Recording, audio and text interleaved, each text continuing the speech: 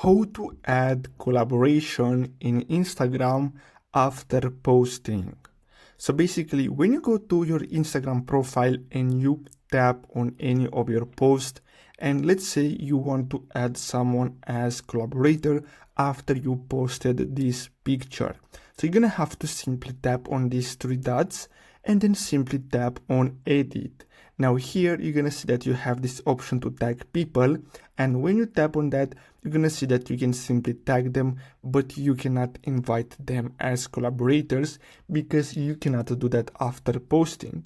So you're gonna have to simply go back, then again tap on these three dots and delete the old post. And after that, you're gonna have to simply tap on this plus button and then simply add the new picture, tap next, then tap on next again, and then simply tap on tag people. And as you can see, now you have the option to invite collaborators. So basically that's all you have to do and you can do. I really hope you found this video helpful. Don't forget to like and subscribe. Thanks for watching.